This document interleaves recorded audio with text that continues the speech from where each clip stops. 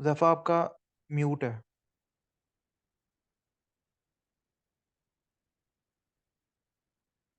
हाँ sorry.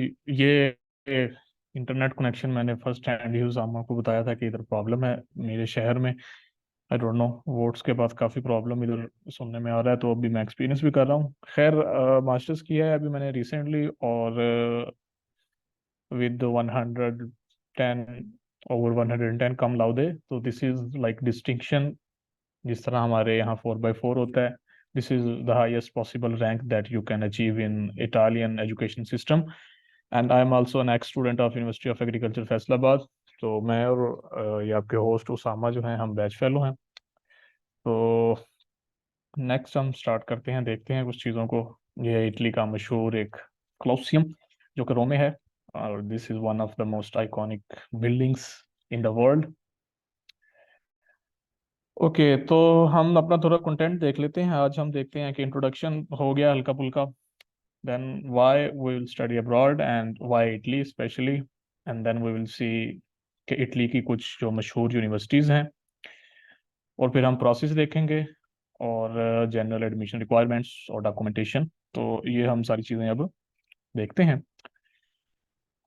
Introduction जिस तरह कि मैंने आपको बता दिया, मेजर मेरा एग्रोनॉमी था, और मैंने वहाँ पे टीचिंग असिस्टेंट के तौर पे काफ़ी देर काम किया है। रिप्रेजेंटेटिव रहा हूँ मैं इंटरनेशनल कोर्सेज़ का, जो मेरे डिपार्टमेंट के थे। और मैं बोलोनिया यूनिवर्सिटी में पढ़ता हूँ। तो हमारे पाकिस्तानी जो स्टूडेंट हैं इसको बोलोगना बोलते हैं, तो नॉर्मली इटालियन में इसकी जो प्रोनाउंसिएशन है वो है बोलोनिया। तो अब हम देखते हैं कि वाई स्टडी अब्रॉड, कि हमें स्टडी अब्रॉड क्यों करना चाहिए आजकल। तो हर कोई पाकिस्तान से निकलना चाह रहा है। बिसाइड दिस थिंग, कि हमें बाहर जब हम जाते हैं तो हमें डाइवर्सिटी मिलती है लोगों की, हमारा एक बड़ा अच्छा एक्सपीरियंस होता है। फिर जो एम्प्लॉयर्स होते हैं, वो जो इंटरनेशनल एक्सपीरियंस के लोग होते हैं, उनको बड़ा देखते हैं अच्छी नज़र से। लिंग्विस्टिक एबिलिटीज, लैंग्वेज इंप्रूव होती है। Like now I can speak 6-7 languages. तो बंदा फिर क्रॉस कल्चरल होता है, मल्टी कल्चरल। उसके बाद स्किल हासिल करता है नई, and everything this you can read. फिर सबसे बड़ा, जब आप यूरोप में जाते हैं तो यूरोप में आपके पास एक शेंजन वीज़ा होता है। उस वीज़ा की बुनियाद पे आप पूरा शेंजन जोन को घूम सकते हैं, जिसके अंदर 27-28 कंट्रीज तो वीज़ा फ्री हैं। एंड देन 8-10 के शायद 11 कंट्रीज ऐसे हैं जहां आप इसी रेजिडेंस परमिट पर जाके यूरोप के अंदर 30 दिन तक रह सकते हैं विदाउट एनी वीज़ा। तो ये एक बड़ा अच्छा प्लस पॉइंट है, अगर आप थोड़ा सा इसको टूरिज्म के हवाले से देखें।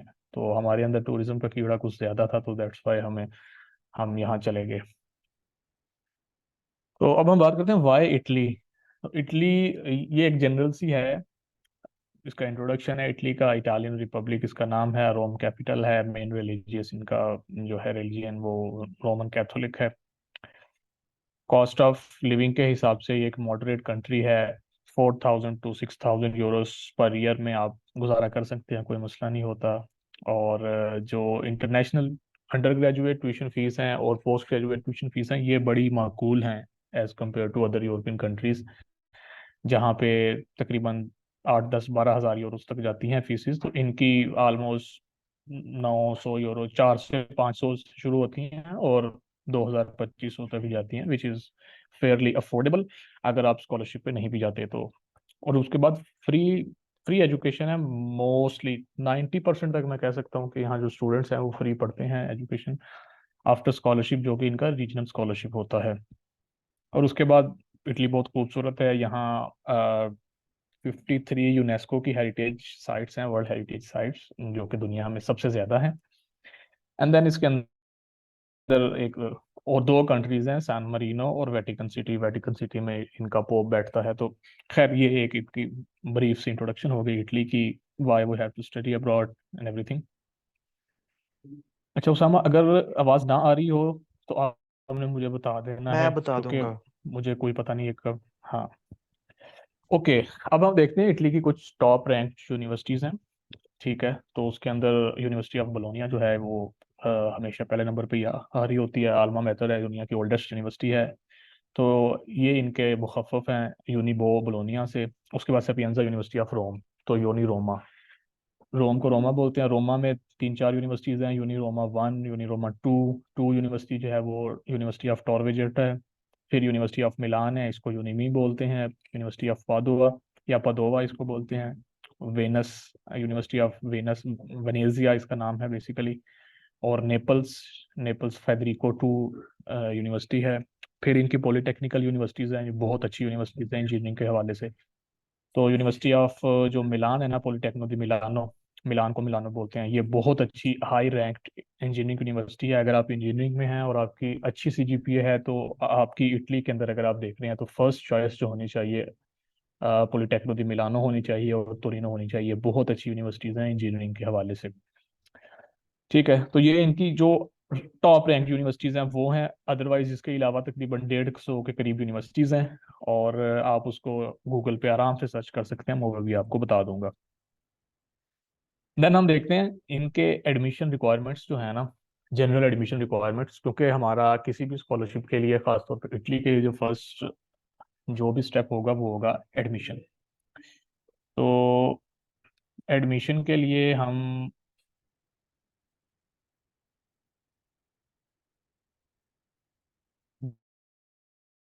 बैचलर्स में अगर एडमिशन लेना चाहते हैं तो इंटरमीडिएट होना चाहिए, एफएससी, आईसीएस, एफए या डिप्लोमा होना चाहिए। 3 इयर्स डिप्लोमास होते हैं, एग्रीकल्चर में होता है 3 ईयर डिप्लोमा, उसके बाद सिविल टेक्नोलॉजी में होता है, मैकेनिकल टेक्नोलॉजी में होता है। तो ये 3 इयर्स डिप्लोमास होते हैं या ए लेवल्स, इनके सब पे आप बैचलर्स में एडमिशन ले सकते हैं। और उसके बाद मास्टर्स में, मास्टर्स के लिए आपकी ग्रेजुएशन होनी चाहिए, या पाकिस्तान में जो मास्टर्स एमएससी 16 इयर्स की होती है वो होना चाहिए। ठीक है, ग्रेजुएशन 16 इयर्स की अब चल रही है, 4 ईयर डिग्री जो है, और masters 2 year, bachelors 2 year masters. और अगर आपके पास रेलिवेंट वर्क एक्सपीरियंस है तो वेल एंड गुड।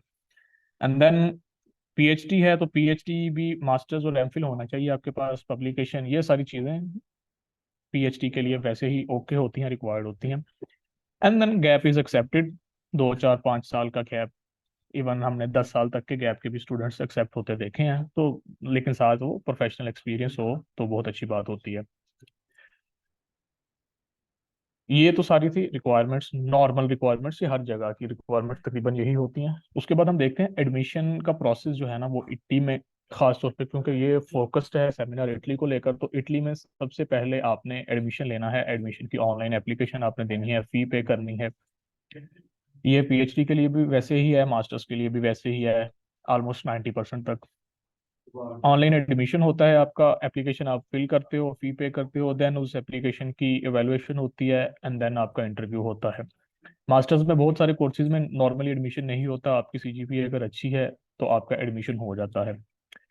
और कुछ कुछ जगहों पे कुछ कोर्सेज ऐसे हैं, खास तौर पे जो मेडिकल के कोर्सेज जो है ना वो ऐसे कोर्सेज होते हैं, बायोटेक्नोलॉजी के हो गए, मेडिकल बायोटेक्नोलॉजी के, या वो कोर्सेज जो डॉक्टर्स करते हैं, स्पेशलाइजेशन के कोर्सेज, उनके इंटरव्यूज भी होते हैं। तो ये एक नॉर्मल सा प्रोसेस है इनका।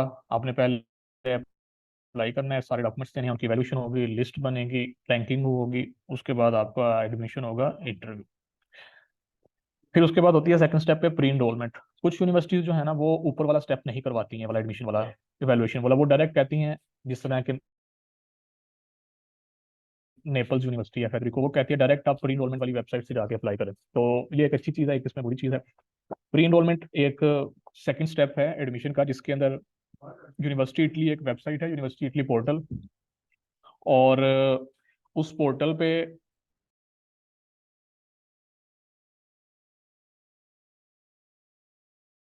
आपकी आवाज कट गई है। हाँ सॉरी, पोर्टल। प्री पोर, प्री इनरोलमेंट यूनिवर्सिटी इटली पे होती है, ये एक पोर्टल है, ये यूनिवर्सिटी का जो एजुकेशन, यूनिवर्सिटी की, मतलब सॉरी, मिनिस्ट्री ऑफ एजुकेशन की बनाई हुई वेबसाइट है, जो कि यूनिवर्सिटी और एम्बेसी को आपस में मिलाती है।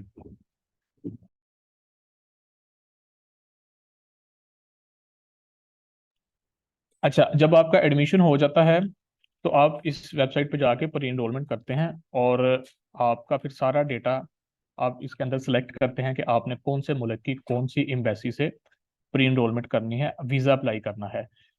तो उसमें यह होता है कि आप जो भी एम्बेसी सेलेक्ट करते हैं, आपका सारा डेटा उस एम्बेसी के साथ शेयर कर दिया जाता है फ्रॉम यूनिवर्सिटी साइड। तो यूनिवर्सिटी कंफर्मेशन करती है आपके एडमिशन की कि भाई आपका एडमिशन हो गया, अब आप अपना वीज़ा फाइल बनाएं और वीज़ा फाइल करें। तो फलानी एम्बेसी में, पाकिस्तान में भी दो इनके वो हैं, एम्बेसीज हैं। एक कॉन्सुलेट है कराची में और एक इटालियन एम्बेसी है इस्लामाबाद में। उसके बाद आती है वीज़ा एप्लीकेशन प्रोसेस। जब आपका प्री इनरोलमेंट होगी, एडमिशन होगी, देन वीज़ा एप्लीकेशन आपकी एम्बेसी ने अपॉइंटमेंट आपको देनी है। एम्बेसी अपॉइंटमेंट एक बहुत बड़ा प्रॉब्लम रहा है पिछले 2 से 3 सालों में। जब हम कर रहे थे तो एम्बेसी का एक अपना पोर्टल था, वहां से हमने डायरेक्ट अपॉइंटमेंट ले ली। उसके बाद उन्होंने उस साल 2021 के बाद उन्होंने 21 और 22 में ये पोर्टल खत्म कर दिया, फिर 23 में भी। तो ये बड़ा एक लंबा चौड़ा प्रोसेस करके अपॉइंटमेंट्स का, अब उन्होंने BLS एक कंपनी हायर की है, जस्ट लाइक जेरीज। जेरीज के साथ केस लड़ लुड़ के बड़ा लंबा चौड़ा प्रोसेस करके, तो मे भी इस दफा स्टूडेंट्स को कुछ ज्यादा अपॉइंटमेंट्स मिले। पिछले साल बहुत कम अपॉइंटमेंट्स मिली थी स्टूडेंट्स को, due to lot of number of students बहुत ज्यादा हो गए थे। उन्होंने जितना का कोटा रखा हुआ था उतनी को उन्होंने अपॉइंटमेंट्स दे दी। और इसके अंदर एजेंट माफिया का भी बड़ा चांदी हुई, बड़े पैसे उन्होंने कमाए। उसके बाद आपकी DOV एप्लीकेशन होती है, DOV डिक्लेरेशन ऑफ वैल्यू होती है। एम्बेसी आपको, जो इस्लामाबाद एम्बेसी है, वो ये डिक्लेयर करती है कि जो आपकी पाकिस्तानी एजुकेशन है ना, वो इटालियन एजुकेशन के इक्वल है। तो इस बेस पे हम जो स्टूडेंट्स आ रहे हैं वो पाकिस्तानी एजुकेशन इज ओके, और वो जाके अब इटालियन एजुकेशन स्टार्ट कर सकते हैं। तो कराची कॉन्सुलेट ने DOV की एप्लीकेशन लेना बंद कर दी थी पिछले 2 सालों से। वो कह रहा है कि आप हमें सीमिया दें। तो सीमिया एक अलग से वेबसाइट है। इस दफा उन्होंने भी तकरीबन फीस 1 लाख रुपए के करीब कर दी है, 300 यूरो। तो वो भी एक बड़ा प्रॉब्लम है। फिर हम देखते हैं इस सारे प्रोसेस के बाद, और इस वीज़ा एप्लीकेशन प्रोसेस के दौरान ही हम रीजनल स्कॉलरशिप भी अप्लाई करते हैं। तो नॉर्मली इनकी जो डेडलाइंस होती हैं वो जुलाई अगस्त 2 महीने में होती हैं। तो तब तक आपका एडमिशन हो चुका होता है। तो हम कह देते हैं कि आफ्टर एडमिशन ऑनलाइन इसकी डॉक्यूमेंटेशन करनी पड़ती है, और डॉक्यूमेंटेशन में फाइनेंशियल डॉक्यूमेंटेशन करनी पड़ती है रीजनल स्कॉलरशिप के लिए। ये बेसिकली एक इनकम बेस्ड स्कॉलरशिप होता है, फुल्ली फंडेड स्कॉलरशिप है, इनकम बेस्ड। जो मैं आपको पीछे बता के आया हूँ कि तकरीबन 90% जो स्टूडेंट हैं वो स्कॉलरशिप पे पढ़ते हैं, वो इसी रीजनल स्कॉलरशिप पे पढ़ते हैं। ठीक है। इसकी डॉक्यूमेंटेशन करती हूँ, वो मैं आगे आपको डिस्कस करता हूँ। एंड देन इसकी भी रैंकिंग बनती है, और सारा वही प्रोसेस जो ऊपर एडमिशन का प्रोसेस हुआ है। ओके, तो ये हमारी डॉक्यूमेंटेशन है एडमिशन के लिए। ये मैंने एक्स्ट्रा लिखा हुआ है, बोर्ड एंड IBCC अटेस्टेड। तो बेहतर ये है कि आप अटेस्ट करवा लें, वरना अगर आपकी अटेस्टेशन नहीं भी है तो एडमिशन आपका हो जाता है। मेट्रिकुलेशन है आपकी होनी चाहिए, इंटरमीडिएट है, बैचलर्स डिग्री, बैचलर्स ट्रांसक्रिप्ट, जिसको अगर आप UAF से हैं या कुछ और यूनिवर्सिटी से, वो DMC बोलते हैं, डिटेल्ड मार्कशीट होती है। और मास्टर्स डिग्री, अगर आप PhD के लिए जा रहे हैं, मास्टर्स डिग्री ट्रांसक्रिप्ट तो आपके पास होना चाहिए। रिकमेंडेशन लेटर्स होने चाहिए, खासतौर पे PhD के लिए। मोटिवेशनल लेटर होना चाहिए, ये कई मास्टर्स के कोर्सेज वाले मांगते हैं और कई PhD वाले भी मांगते हैं। And then research proposal PhD के लिए लाजमी है ये। और उसके बाद CV, यूरोपास प्रेफर है। देन आपके पासपोर्ट और फोटो। तो ये वाले डॉक्यूमेंटेशन जो है ना, ये आपके एडमिशन के लिए है। तो आप इसका स्क्रीनशॉट भी ले सकते हैं, मैं आगे नहीं करता अभी इसको, ताकि आपको पता हो कि ये वाले डॉक्यूमेंट्स लाजमी हैं। आप कहीं भी पूरी दुनिया में कहीं भी अप्लाई करेंगे तो आपके पास ये वाले डॉक्यूमेंट्स, बहुत बेसिक डॉक्यूमेंट्स हैं, ये लाजमी तौर पे आपके पास होने चाहिए। फिर नेक्स्ट स्टेप पे, एडमिशन आपने ले लिया, नेक्स्ट स्टेप आएगा आपका वीज़ा और DOV। तो ये DOV जहां मैं बोल रहा हूँ, वहां आप ये जहन में रखें कि आप इस्लामाबाद एम्बेसी पे वीज़ा अप्लाई कर रहे हैं, मतलब इट्स रेफरिंग इस्लामाबाद एम्बेसी, क्योंकि जो कराची कॉन्सुलेट है वहां पे DOV नहीं अब ले रहे वो। वीज़ा एप्लीकेशन फॉर्म ये आपको एम्बेसी की वेबसाइट से मिलता है। रिसेंट फोटोज ये मैं पिछले साल की बता रहा हूँ आपको, इस साल अभी तक एम्बेसी ने अपना ओपन नहीं किया, लेकिन मोर और लेसली ही होगा। तो पासपोर्ट जो है वो आपका एटलीस्ट 1.5 साल के लिए वैलिड होना चाहिए। आपके पास एडमिशन लेटर होना चाहिए। अब बहुत सारी यूनिवर्सिटीज और ऑलमोस्ट सभी यूनिवर्सिटीज ने एडमिशन लेटर देना बंद कर दिया है इटली में, खासतौर पर बैचलर्स और मास्टर्स को। और वो कहते हैं कि आपकी जो प्री इनरोलमेंट जब आप करते हैं ना, तो वो एक जनरेट करते हैं समरी, जिसके अंदर सारी डिटेल आपकी होती है। अब वही आपका एडमिशन लेटर होता है, क्योंकि आपकी सारी डिटेल ऑलरेडी एम्बेसी को पहुंच चुकी होती है, तो आपको किसी एक्स्ट्रा एडमिशन लेटर की जरूरत नहीं है। फिर आपके मोफा से अटेस्टेड डॉक्यूमेंट्स होने चाहिए वीज़ा और DOV के लिए। फिर इन सारे जो एजुकेशनल डॉक्यूमेंट्स हैं ना, खासतौर पे ये वाले एजुकेशनल डॉक्यूमेंट्स जो हैं, मैट्रिक, इंटरमीडिएट, बैचलर्स, इनमें से जो एजुकेशनल डॉक्यूमेंट्स हैं वो आपके इटालियन लैंग्वेज में ट्रांसलेट भी होने चाहिए। तो जो बच्चे इस वक्त एडमिशन के प्रोसेस में हैं उनको मैं बता दूं कि कंसा इंटरप्राइजेस के नाम से एक कंपनी है जो कि ट्रांसलेट करती है, काफ़ी अच्छी है और काफ़ी स्विफ्ट स्विफ्ट है। और भी एम्बेसी की वेबसाइट पे एक लिस्ट मौजूद है, वहाँ से 8-10 कंपनीज हैं, वो आप देख सकते हैं। फिर आपके आते हैं फाइनेंशियल डॉक्यूमेंट्स। जब आपने वीज़ा अप्लाई करना है, अगर आपके पास रीजनल स्कॉलरशिप नहीं है, इस वक्त तक रीजनल स्कॉलरशिप नॉर्मली नहीं होता बंदे के पास, तो इटली में हम एज ए सेल्फ फाइनेंस ही जाते हैं एम्बेसी में वीज़ा फाइल करने के लिए। तो उसके लिए आपको स्पॉन्सरशिप डॉक्यूमेंट्स चाहिए होते हैं, फाइनेंशियल डॉक्यूमेंट्स, जिसके अंदर आप ये शो करते हैं कि भाई हमारे पास इनकम जो है ना वो अच्छी खासी, हमारे पास पैसे हैं, हम जाके अपना बच्चा पढ़ा सकते हैं या हम खुद पढ़ सकते हैं इटली के अंदर। तो उसके लिए सबसे पहले स्पॉन्सरशिप एफिडेविट होता है, जिसके अंदर अगर हम ब्लड रिलेशंस को स्पॉन्सर बना सकते हैं तो वो ये एफिडेविट देते हैं कि भाई हमारे पास ये हमारा सोर्स ऑफ इनकम है, हमारी ये बैंक स्टेटमेंट है, हमारा बच्चा पढ़ने जा रहा है, हम इसको सपोर्ट करेंगे। ठीक है। तो बैंक स्टेटमेंट होती है, रिलेशनशिप प्रूफ होता है, इसको हम एफआरसी बोलते हैं, ये नादरा से मिलता है, फैमिली रजिस्ट्रेशन सर्टिफिकेट। और देन प्रूफ ऑफ सोर्स होता है कि आपका सोर्स ऑफ इनकम क्या है। देन आपका ये सारा जितना भी पीछे फाइनेंशियल चीज़ें हैं, क्या वो आपकी टैक्सेशन में है, तो उसके लिए एफबीआर टैक्स रिटर्न्स एम्बेसी को एटलीस्ट लास्ट जो 2 इयर्स हैं उसके चाहिए होते हैं। देन वैलिड आइल्स सर्टिफिकेट। अब जब मैं वीज़ा अप्लाई कर रहा था तो तब एम्बेसी को रिक्वायर्ड था आइल्स, तो मैंने फिर आइल्स दिया। उसके बाद फिर एम्बेसी ने आइल्स वेव कर दिया। अब आई डोंट नो इस साल क्या हालात होते हैं, तो इस साल जो भी एम्बेसी जब लेटेस्ट अपडेटेड वर्जन देगी रिक्वायरमेंट्स का, तो उसके अंदर पता चल जाएगा कि रिक्वायर है या नहीं। देन जब हम वीज़ा अप्लाई करते हैं तो हमें प्रूफ ऑफ बोर्डिंग लॉजिंग देना होता है। तो बोर्डिंग लॉजिंग समझ लें कि ये भी नॉर्मली होती नहीं है।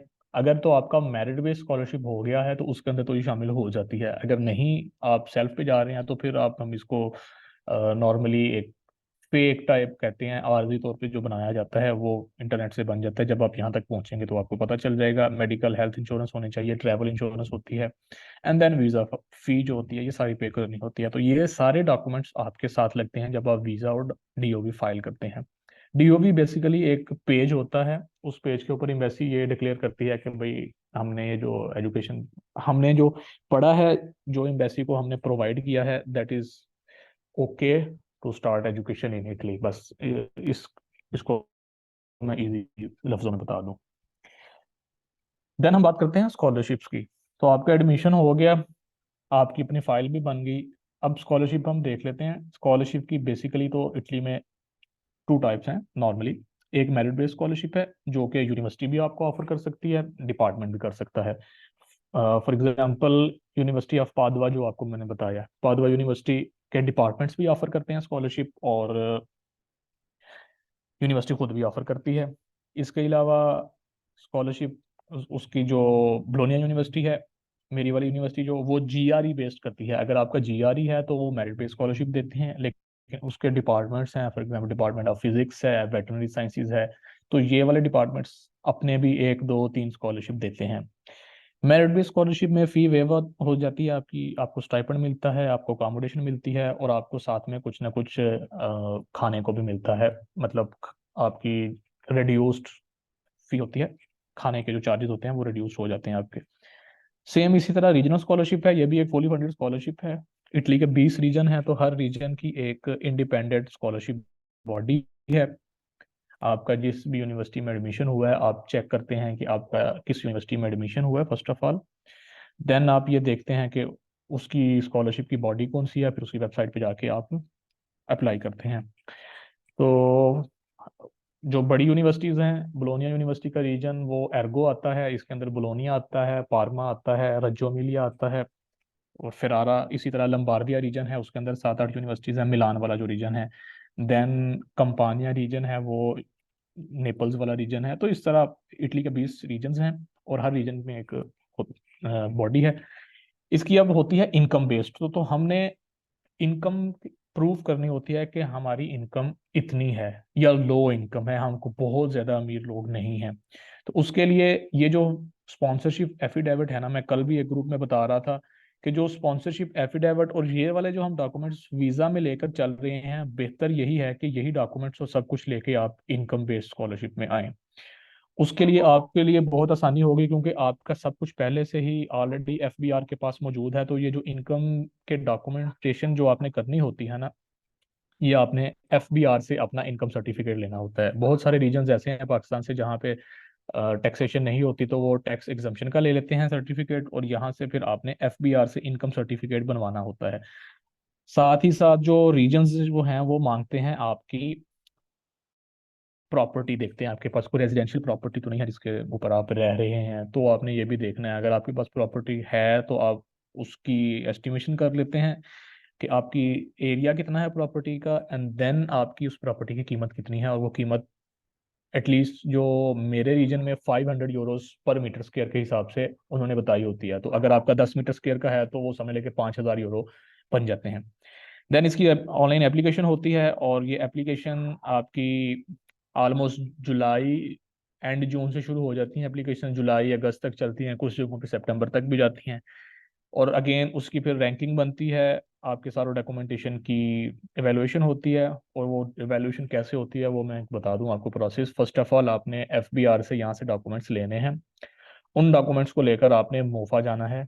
उन डॉक्यूमेंट्स में आपका इनकम सर्टिफिकेट होता है, आपका हो सकता है, आपके स्पॉन्सर का हो सकता है। देन उनकी प्रॉपर्टी डिटेल होगी, अगर है तो भी ठीक है, नहीं है तो भी ठीक है।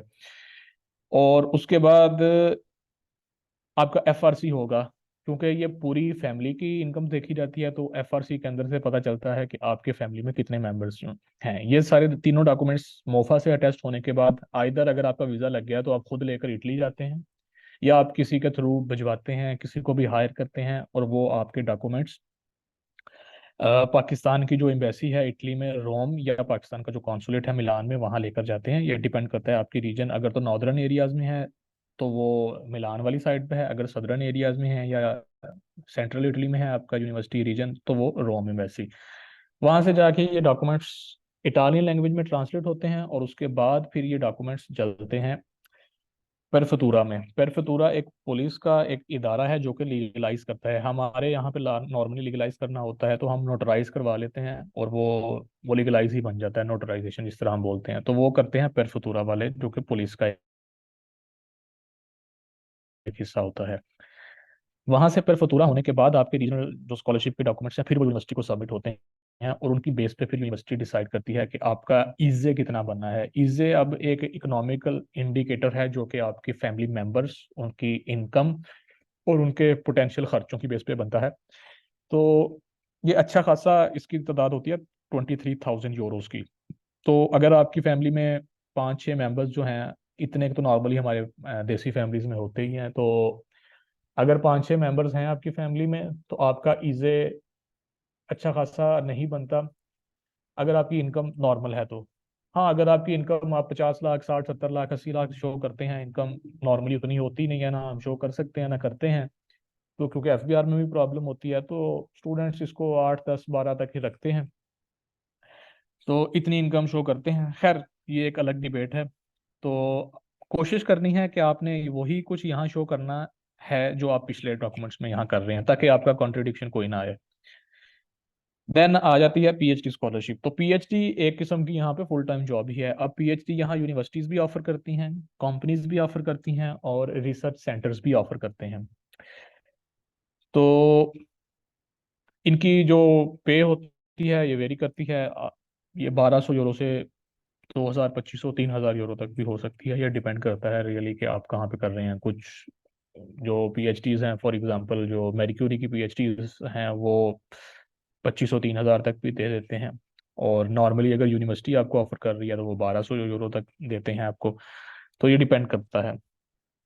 तो यहाँ तक अगर किसी का कोई क्वेश्चन हो, आई थिंक हम ले लें क्वेश्चन, तो फिर हम एप्लीकेशन देखते हैं कि आपने नेक्स्ट ये सब कुछ करना कैसे है प्रैक्टिकली।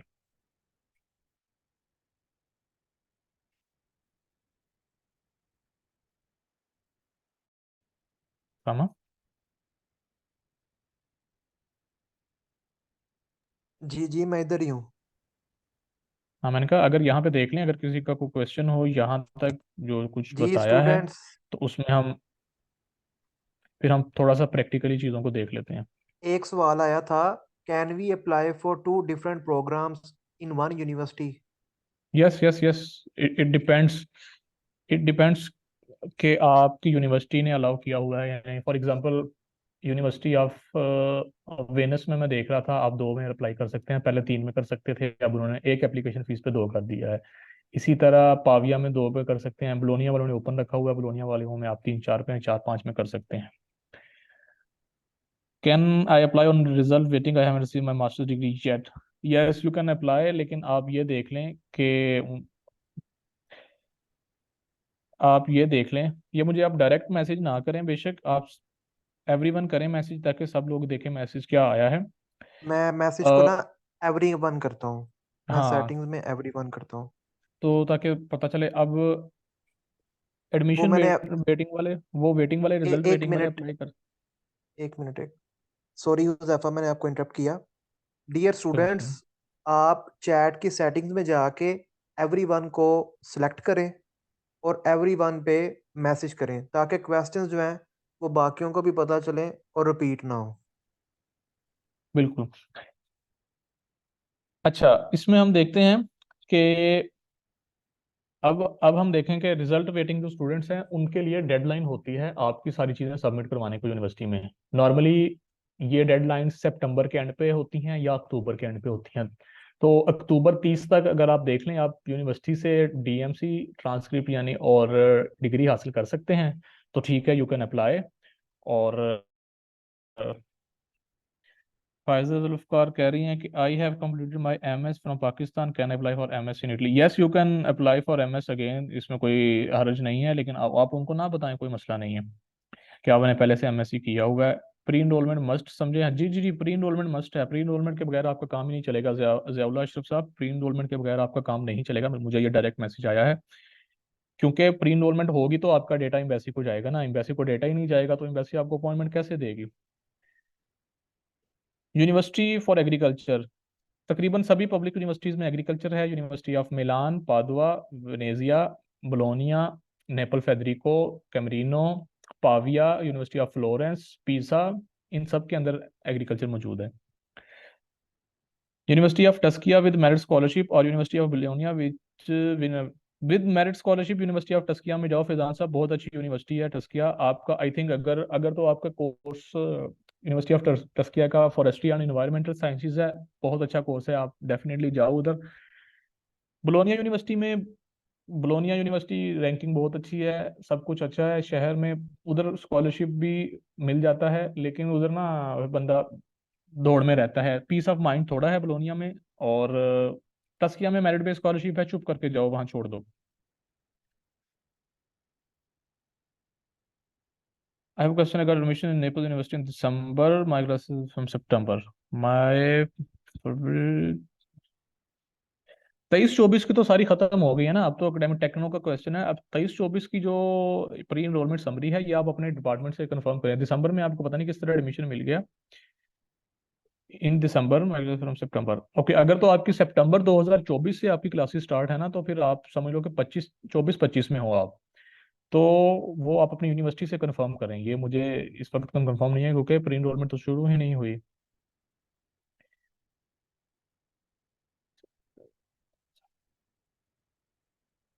थ्रू कंसल्टेंट अप्लाई करते हैं या बाहर? हाँ, अब देखें, अगर आप सब कुछ, प्रोसेस बहुत इजी है, मैंने आपको बता दिया, इतना इतना तो करके बता दिया। अब मैं आपको जल्दी जल्दी वो भी करवा दूंगा, जिसको कहते हैं प्रैक्टिकली भी आपको मैं बता दूंगा, तो कंसल्टेंट की जरूरत नहीं है। कंसल्टेंट की जरूरत नहीं है उसामा, अगर आप खुद कर सकते हो तो बहुत इजी वे है, और आई वुड सजेस्ट कि आप खुद करो, ये ताकि आपको पता चले। स्टूडेंट्स के सवाल मैंने भेजे हैं जो उन्होंने अच्छा अच्छा, प्राइवेसी स्टूडेंट, में ठीक है सेंड ठीक है किए ठीक थे। है। How many publication required for public? देखें पब्लिकेशन, मैंने पर्सनली, अभी मेरा एक दोस्त है, उसकी 2-3 दिन पहले ग्रेजुएशन हुई है पीएचडी की, उसकी कोई पब्लिकेशन भी नहीं थी। मैंने 10-10 पब्लिकेशन वाले रिजेक्ट होते भी देखे हैं, अब विदाउट पब्लिकेशन एक्सेप्ट होते भी देखे हैं। तो ये आपकी पीएचडी मोस्टली डिपेंड करती है आपके रिसर्च प्रपोजल पे, किस टाइप का होता है, टफ होता है, नहीं टफ नहीं होता। यूनिवर्सिटी जो एटलीस्ट मास्टर्स का इंटरव्यू है, वो सिर्फ ये देखती है कि आपने जो आप मास्टर्स पढ़ रहे हैं, कुछ ना कुछ आपको पता है या नहीं पता। तो अगर चीज़ों का आपको पता है तो वो निकल जाता है interview. I want to apply for PhD admission then visa from Hungary I am doing master in Budapest. हाँ हाँ, हंगरी वाले कर सकते हैं, हंगरी वाले का प्रोसीजर नहीं है ये सलवा जैदी। हंगरी वाले जो है ना, ये कोई मसला नहीं है, हंगरी वालों के लिए डेट लेट होती है। ये भी जब आप, आई थिंक आपको वहां से डिप्लोमा सप्लीमेंट मिल जाएगा, तो जल्दी जल्दी आपको मिल जाएगा, वो साथ ही मिल जाता है डिप्लोमा सप्लीमेंट, तो आप तो कर सकती हैं हंगरी से, कोई मसला नहीं है। इंटरनेशनल हॉर्टिकल्चर प्रोग्राम लोनिया, कैन वी चैन एग्जैक्टली कर सकते हैं प्लांट पैथोलॉजी का। अगर आपका एडमिशन हो गया बोलोनिया में तो जा सकते हैं, बट स्टिल अगर आप वहाँ बायोटेक्नोलॉजी वाले कोर्स में चले जाएं, मेरिट बेस्ड स्कॉलरशिप में टस्किया में, या इन्वायरमेंटल साइंस में भी चले जाएं, तो आप प्लांट पैथोलॉजी को हॉर्टिकल्चर की बजाय आप फॉरेस्ट्री में भी देख सकते हैं, वो कोई इशू नहीं है। Still you can do horticulture भी देख सकते हैं, वहाँ पे यूनिवर्सिटीज ओपन होती हैं, आप कोई भी काम कर सकते हो। जीआरई मस्ट है, जीआरई मस्ट है स्कॉलरशिप के लिए, जो उनका यूनिवो एक्शन 1 एंड 2 स्कॉलरशिप है। For veterinary MSc particular veterinary clinics, doctor Momina Hasan, ये थोड़ा सा स्पेसिफिक, अभी इसके अंदर आपको मैं बता देता हूँ। यूनिवर्सिटी ऑफ नेपल्स के अंदर कोर्स है, बोलोनिया के अंदर कोर्स है, और वेटरनरी साइंसेज का। वेटरनरी वाले आप इवन के मेडिकल में भी आ सकते हैं, बायोटेक्नोलॉजी और जिसको कहते हैं मोलिकुलर साइंसेज के कोर्सेज में, इसके अंदर पलेर्मो में भी है और कैमरीनो में भी है कोर्स, तो ये चेक करना पड़ेगा, ये थोड़ा सा स्पेसिफिक है, इसके लिए आपको यूनिवर्सिटी इटली जो पोर्टल है ना, वहां पे देखना है। नेक्स्ट स्टेप पे हम देखते हैं। गाइडलाइंस कहाँ से डाउनलोड करनी है? गाइडलाइंस आपको हर यूनिवर्सिटी के पेज पे मिलेंगी, वो अभी देख लेते हैं हम। नेक्स्ट स्टेप वही करना है, plant biotechnology food health. Plant biotechnology and food health, ये आई थिंक पादवा का है, तो आई डोंट नो। विदाउट आइट्स पॉसिबल है एडमिशन, बिल्कुल possible time. PhD in entomology, entomology के नाम से जवाब साहब पीएचडी कहीं भी नहीं आपको मिलेगी। अभी हम देखते हैं, ये आपको आपको एग्रीकल्चर में मिलेगी, और उसके अंदर एंटोमोलॉजी का प्रोजेक्ट होगा, तो आपने उसके ऊपर रिसर्च प्रपोजल बना के देना है उनको। Switch degree from veterinary to business, previous education veterinary, ये बहुत मुश्किल है डॉक्टर मोमिना एहसन। बिजनेस वाला इटली में बहुत मुश्किल है, आप यूके में ये काम कर सकते हो, इटली में बहुत मुश्किल है ये वाला। इटली वाले पिछला वो देखते हैं। I got admission in Nepal university in December, cancel please. ठीक है जियाउल्ला, ये टेक्नो वाले, इस ये क्वेश्चन हम बाद में कर सकते हैं। लैंग्वेज प्रोफिशिएंसी बिल्कुल, मोमिना आरिफ एक्सेप्टेड है, एमफिल के लिए करना है अप्लाई, फुली फंडेड स्कॉलरशिप पे बॉटनी सब्जेक्ट।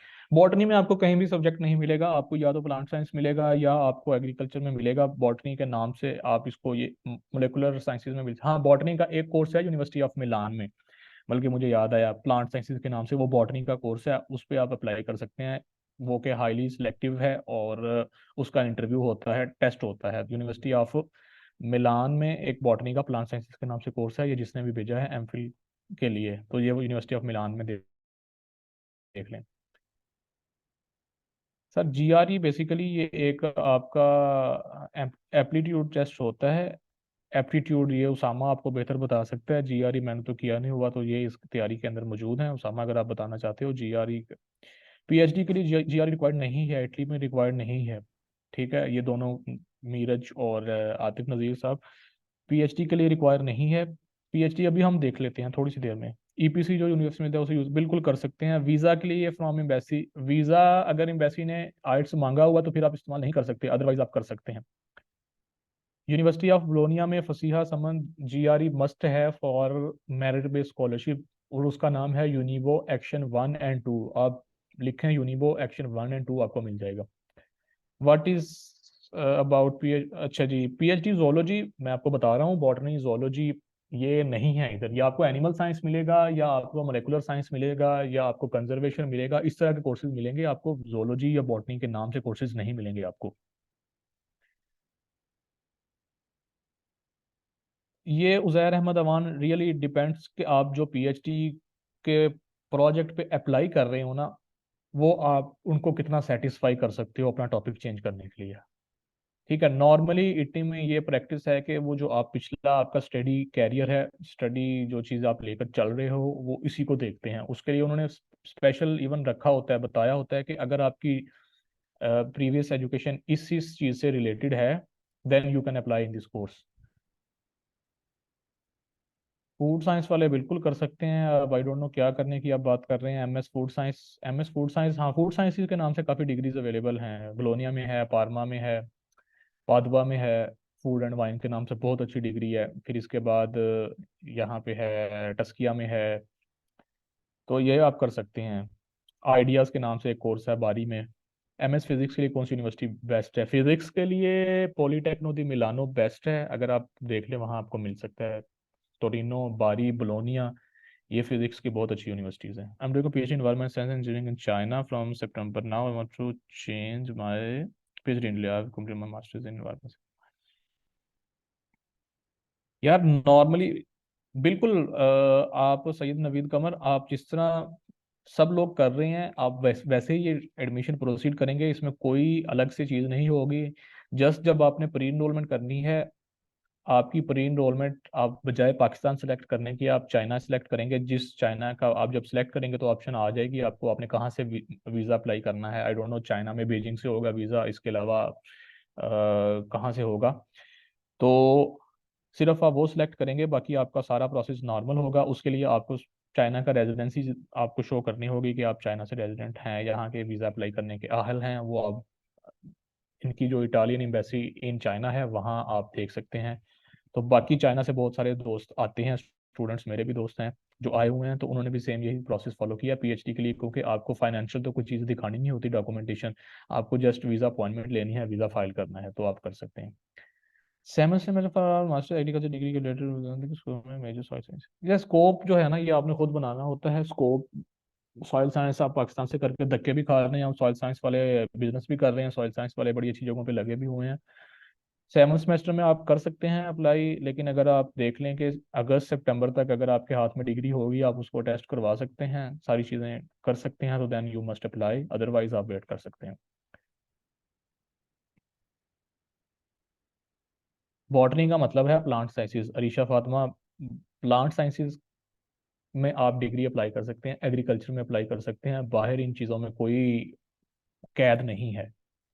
मैंने मेरा एग्रीकल्चर है, आगे मैंने जाके प्रिसीजन एग्रीकल्चर किया है, उसमें मैंने मशीन लर्निंग, आर्टिफिशियल इंटेलिजेंस लगा दिया है, तो कोई मसला नहीं हुआ मुझे। तो स्टूडेंट्स कर सकते हैं बिल्कुल भाई, आर्ट्स के बहुत ज़्यादा कोर्सेज होते हैं।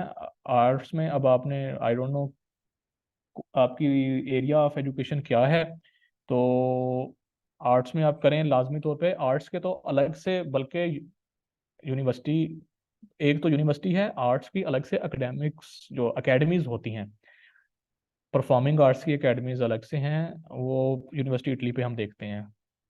अच्छा, अब 2 लास्ट मिनट हैं, 10:19 हो गए, 10:20 पे हम स्क्रीन शेयर करते हैं, गूगल पे जाते हैं। स्कॉलरशिप मिलने से पहले इटली यूनिवर्सिटी में एडमिशन होना ज़रूरी है। अब ये मेरिट बेस्ड स्कॉलरशिप की बात हो रही है, तो आपका merit based scholarship normally admission के साथ ही आ जाता है। और अगर ये रीजनल बेस्ड स्कॉलरशिप की बात कर रहे हैं आप नूर फातिमा, तो उसमें स्कॉलरशिप जो पैसे मिलते हैं ना वो तभी मिल रहे हैं जब आपका फाइनल सब कुछ हो चुका हो। और स्कॉलरशिप मतलब एडमिशन होना चाहिए, क्योंकि यूनिवर्सिटी जो स्कॉलरशिप वाली बॉडी होती है वो कनेक्ट होती है यूनिवर्सिटी के डेटाबेस से, वो कंफर्म करते हैं। फिजिकल एजुकेशन के कोर्सेज मौजूद हैं कासिम साहब, आप लाजमी तौर पे चेक कीजिएगा। Okay, thank you so much. Pre enrolment कितने दिन बाद कंफर्मेशन ईमेल? ये डिपेंड करता है, मेरी प्री इनरोलमेंट एक दिन में हो गई थी, कुछ लोगों की महीने में भी नहीं होती, तो ये डिपेंड करता है कंफर्मेशन ईमेल सादी आमद कब आती है। बोलोनिया वाले जल्दी कर देते हैं, कुछ यूनिवर्सिटीज वाले लेट करते हैं, सेपियंजा वाले बहुत देर लगाते हैं। एप्लीकेशन तो स्टार्ट हैं, एप्लीकेशन 3 महीने से स्टार्ट हैं ऑनलाइन। कायनात अब्बास जोलॉजी में नहीं, बिल्कुल भी नहीं। अभी जोलॉजी में आप कंजर्वेशन का एक कोर्स है, आप वहाँ कर सकते हो, आप बायोटेक्नोलॉजी में जा सकते हो, आप मोलिकुलर साइंसेज में जा सकते हो, आप एनिमल साइंसेज में जा सकते हो, आप एग्रीकल्चर में जा सकते हो, जोलॉजी करके कोई कैद नहीं है।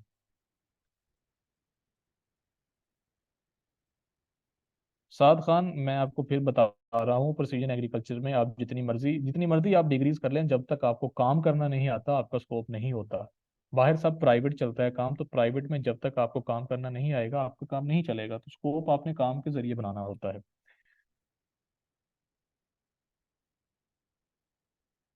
मॉलिक्यूलर बायोलॉजी या फार्माकोलॉजी है, तो क्या मैं अब मॉलिक्यूलर बायोलॉजी के लिए अप्लाई करूंगी तो रिसर्च प्रपोजल चेंज हो सकता है? रिसर्च प्रपोजल बिल्कुल चेंज हो सकता है। रिसर्च प्रपोजल सिर्फ आपका, हाँ एक चीज मैं आपको बता दूं यार, अब मुझे ना क्वेश्चंस बंद करें, मैं आपको प्रैक्टिकल अब करके दिखाता हूँ कुछ चीज़ें, तो फिर हम देखते हैं। तो अभी क्वेश्चन सामा बंद करते हैं, अब लेट हो रहे हैं।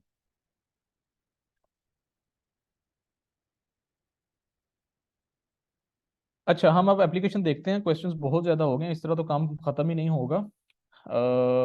सादिया आमर का क्वेश्चन बहुत लंबा है, मैं नहीं, बल्कि आपका नहीं। प्री इनरोलमेंट कितने दिन बाद, मैं आपको बता चुका हूँ कि प्री इनरोलमेंट जो है वो डिपेंड करता है कि कितने दिन बाद, यूनिवर्सिटी पे डिपेंड करता है। बोलोनिया वाले 1-2 दिन में, 3-4 दिन में निकाल देते हैं। वो रोज़ की रोज़ उन्होंने बंदा बैठाया होता है, वो चेक करता रहता है। और बाकी जो हैं, कुछ यूनिवर्सिटीज़ वाले वो देर करते हैं, 15-20 दिन। सपियंजा वाले तो महीना लगा देते हैं, तो ये देख के आप अप्लाई कीजिएगा। अच्छा, अब हम थोड़ा सा जाते हैं गूगल पे, एप्लीकेशन कैसे करनी है, और उसको हम जल्दी जल्दी देख लेते हैं। तो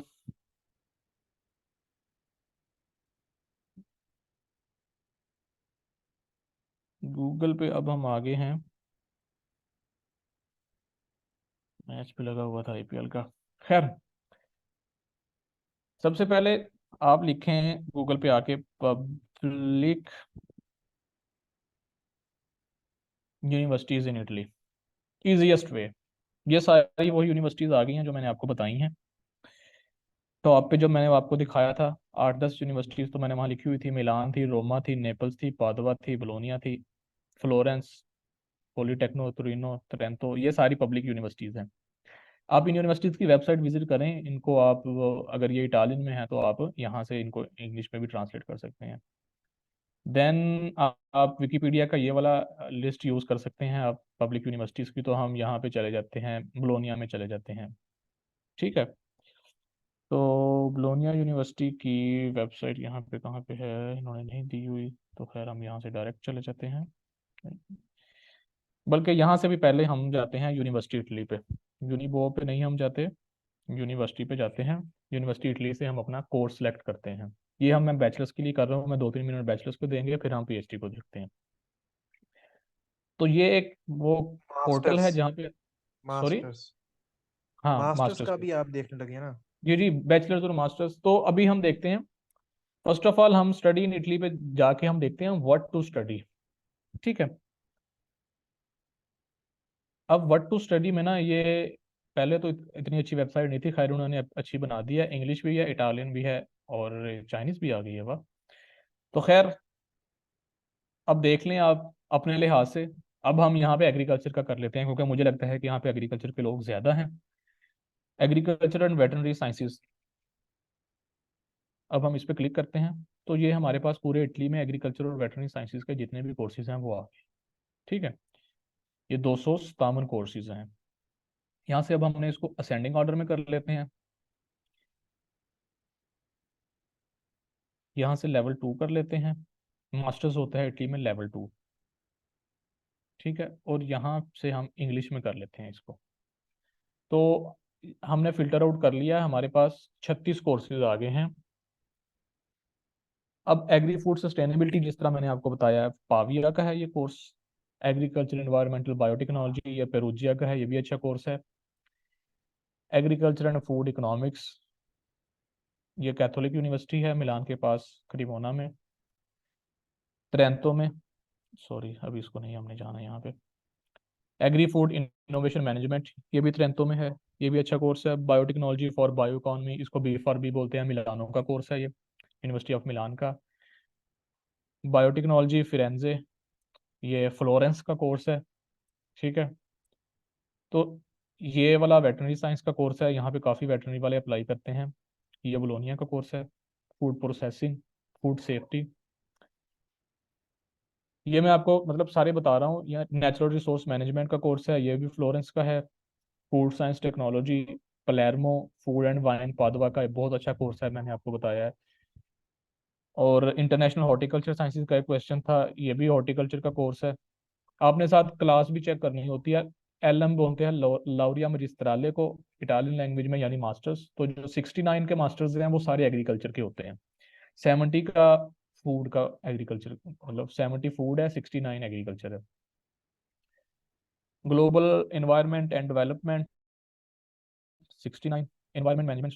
और जो ये माउंटेन और फॉरेस्ट्री के कोर्सेज हैं वो 73 के हैं। फॉरेस्ट्री एनवायरमेंटल साइंसेज, ये टस्किया वाला, अगर यहाँ पे आपका है स्कॉलरशिप तो बहुत अच्छा कोर्स है। वंस अपॉन अ टाइम मेरा भी यहाँ एडमिशन हुआ था, लेकिन मैं अपनी बेवकूफ़ी की वजह से यहाँ नहीं जा सका। Forest sciences 73। तो ये सारे कोर्सेज यहाँ से आपने सेलेक्ट कर लेने हैं, ये मैंने आपको तरीका बता दिया है। अब हम देखते हैं बोलोनिया का देख लेते हैं, क्योंकि बोलोनिया ईजी है। ये रहा प्रिसाइज एंड सस्टेनेबल एग्रीकल्चर। ये रहा वेटरनरी वालों के लिए। नेपल्स फेदरिको में नापोली, जिसको नेपल्स बोलते हैं, ये भी बहुत अच्छा कोर्स है। इनकी एप्लीकेशन आई थिंक ओपन है, और ये डायरेक्ट प्री इनरोलमेंट करते हैं। तो ये आपने ख्याल करना है, और आप प्री इनरोलमेंट एक ही यूनिवर्सिटी में कर सकते हैं, एक से ज़्यादा नहीं कर सकते। तो हम यहाँ पे आते हैं यूनिवर्सिटी ऑफ बोलोनिया के प्रिसाइज एंड सस्टेनेबल के कोर्स में। ये मेरा कोर्स है जो मैंने डिग्री की है। नॉर्मली हर एक कोर्स की एक अलग अलग से वेबसाइट होती है, और ख़ासतौर पे बोलोनिया में तो सबकी एक अलग वेबसाइट है। आपने क्या करना है, जब आप यूनिवर्सिटी में आ गए हैं, आइदर आप यहाँ से यूनिवर्सिटी इटली से आप डायरेक्ट कोर्स ले सकते हैं, या आप यहाँ से देख लें पब्लिक यूनिवर्सिटीज से, और उस यूनिवर्सिटी की वेबसाइट पे जाएं। अगर हम यूनिबो पे जाते हैं, यूनिवर्सिटी ऑफ बोलोनिया पे, तो हम ये कोर्स, इसको क्या हो गया, खैर यहाँ से हम देखते हैं।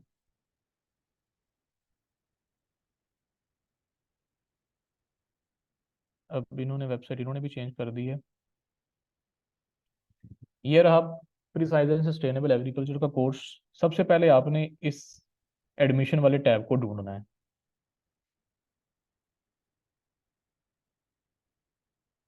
और ख़ास तौर पर ये मैं बता रहा हूँ आप लोगों के लिए कि यहाँ पे ये रिक्वायरमेंट्स डेडलाइंस आपने लाजमी तौर पे देखनी है।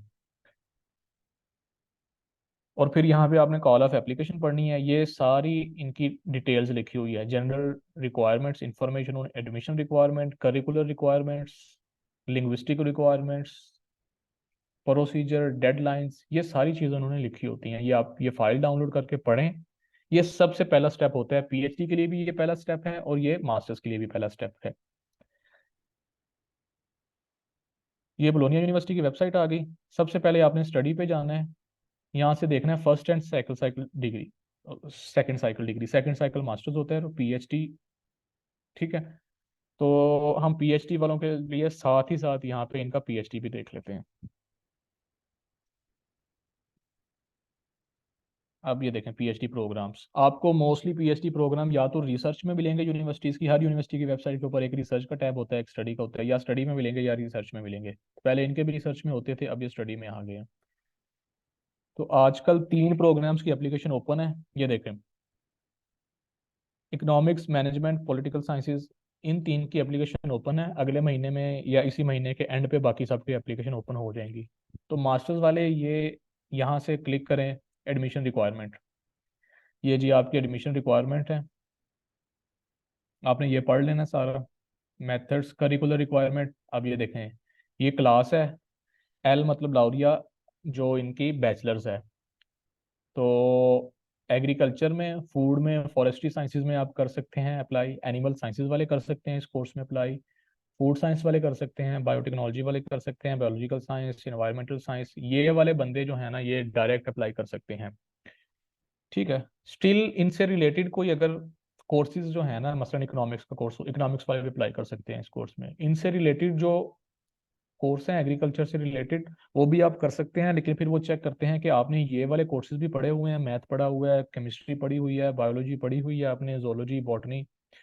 ठीक है, तो ये वाले आपने देख लेने हैं रिक्वायरमेंट्स, ये आपने खुद पढ़नी है। उसके बाद आपके लिंग्विस्टिक रिक्वायरमेंट्स आ गई हैं, B2 लेवल मांगते हैं नॉर्मली, और अगर आपका इंग्लिश में पढ़ा हुआ है आपने तो वो भी चल जाता है।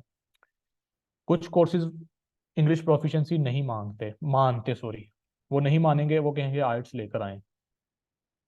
पीएचडी में क्या करना है, आपने call up for application open है, आपने इसको क्लिक करके ये ओपन कर लेनी है।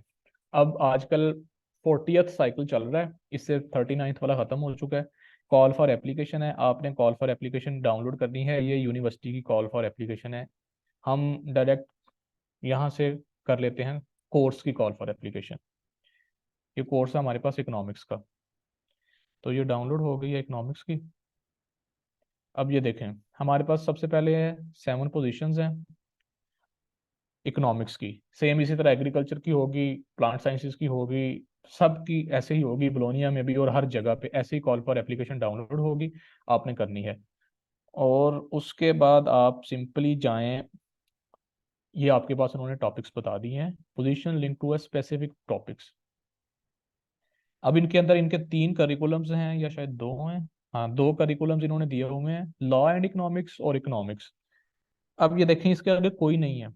तो अगर आप करिकुलम लॉ एंड इकोनॉमिक्स में जाना चाहते हैं, ये फुली फंडेड है यूनिवर्सिटी ऑफ बोलोनिया की तरफ से, तो आप ओपन है, आपने जाके कोई भी अपनी मर्जी का रिसर्च प्रपोजल दे के आप अप्लाई कर सकते हैं पीएचडी के लिए।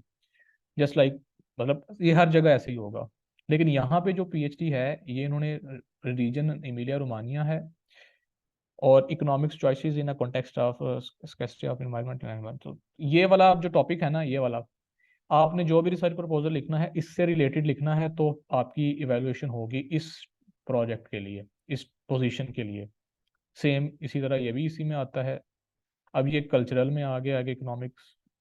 ठीक है, ये देखिए, अब ये क्लाइमेट चेंज है ना, इकोनॉमिक डिसीजन। अगर आप अब क्लाइमेट चेंज में हैं, तो आप क्लाइमेट चेंज वाले भी इसमें अप्लाई कर सकते हैं, लेकिन आपने मद्देनजर रखना है इकोनॉमिक्स को।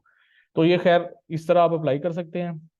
ये आप देख लें, डाउनलोड करके खुद पढ़ें। क्वालिफिकेशन है आपकी, इंटरव्यू में आपका जाना ज़रूरी नहीं है, ये इंटरव्यू की उन्होंने बात की हुई है। ये डॉक्यूमेंट्स रिक्वायर्ड हैं, identity document, degree, curriculum, CV. ठीक है, उसके बाद सीवी समरी। अब ये देखें, एक बंदे ने क्वेश्चन किया हुआ था जीआरई पीएचडी के लिए चाहिए या नहीं, तो इन्होंने मैंडेटरी कर दिया हुआ है ओनली फॉर इकोनॉमिक्स करिकुलम। मतलब कि ये वाले जो जितने भी लोग हैं, ये जीआरई देंगे, ये लॉ वाला ये नहीं देगा। ठीक है, जीआरई, तो ये इंफॉर्मेशन यहाँ से लेना बड़ा ज़रूरी है। देन आपके पर्सनल स्टेटमेंट होनी चाहिए, ये स्पोर्टिंग डॉक्यूमेंट्स में आ गई है, ऊपर वाले मैंडेटरी डॉक्यूमेंट्स हैं। फिर आपकी पब्लिकेशन स्पोर्टिंग डॉक्यूमेंट्स हैं, other documents, English language proficiency हो सकता है, रेफरेंस लेटर्स हो सकते हैं। फिर एवेलुएशन क्राइटेरिया, तो आपने पीएचडी के लिए हर जगह देख लेना है, सब यूनिवर्सिटीज सब कोर्सेज एवेलुएशन क्राइटेरिया लाजमी तौर पे देते हैं, इसके बगैर वो अप्लाई नहीं करवाते स्टूडेंट्स का। तो आपने अपना एवेलुएशन क्राइटेरिया लाजमी तौर पे देखना है। तो 13 पॉइंट्स आपके सेकेंडरी साइकिल एजुकेशन के हैं। ठीक है, मतलब आपने मास्टर्स किया हुआ है, आपको 13 पॉइंट्स मिल जाएंगे अगर आपने पाकिस्तान से किया हुआ है। सीवी के हैं आपके 25 पॉइंट, इसके अंदर आपकी सारी चीज़ें, ये सब कुछ सीवी में देखेंगे। पर्सनल स्टेटमेंट के 12 पॉइंट्स हैं। तो अगर आपके पास जीआरई है, तो ये बड़ा इजी आपके लिए पोजीशन है, मैं आपको बता रहा हूँ, based upon these 25 points it could be. और ये देखें, 25 और 12, यहाँ से आप आसानी से ये मार्क्स ले सकते हैं, मैं आपको बता रहा हूँ। तो 25 में से कम 30 पॉइंट आपने लेने हैं, जीआरई साथ अगर आप लगाएं, तो आप यहाँ पे इंटरव्यू के लिए जा सकते हैं। देन आपका इंटरव्यू होगा, उसमें आपसे पूछेंगे जनरल चीज़ों के बारे में। एंड देन इंग्लिश प्रोफिशिएंसी आपकी चेक करेंगे, अगर आपके पास आइल्स टोफल है तो बहुत अच्छा, अगर नहीं है तो वो आपको जनरल देखेंगे। और उसके बाद कट ऑफ पॉइंट वो फिर मेरिट लिस्ट बनाएंगे, और उसमें वो बताएंगे कि कितने मेरिट पे आपका रैंकिंग है। उनको 7 बंदे चाहिए, तो अगर आप टॉप 7 में आ रहे हैं इस सारे प्रोसेस के बाद, then you will be offered admission, and that admission will be fully funded scholarship. तो ये पीएचडी का है। ये ब्लोनिया की इकोनॉमिक्स पीएचडी का मैंने आपको बता दिया। ब्लोनिया का जो मास्टर्स प्रोग्राम है, उसका मैंने आपको बता दिया। उससे पहले मैंने आपको यूनिवर्सिटी इटली वाला बता दिया है। ठीक है, ये वाला यूनिवर्सिटी इटली कैसे कोर्स सेलेक्ट करना है। तो मेन मेन तो सारी चीज़ें अब हम कवर कर चुके हैं। ठीक है, हमने ये भी देख लिया है कि रिक्वायरमेंट डॉक्यूमेंट्स कौन कौन से हैं, सब चीज़ें हम उधर से देख के आए हैं। यहाँ से हमने ये भी देख लिया। चले मैं आपको बता देता हूँ एक और चीज़, जस्ट अ मिनट।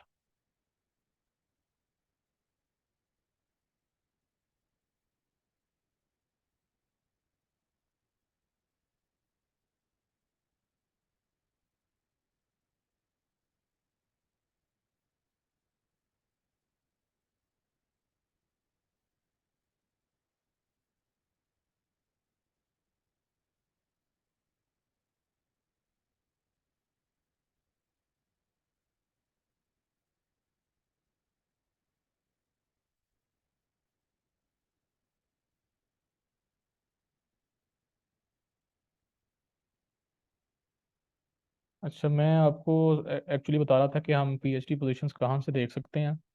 तो उसका भी वही तरीकाकार है, आप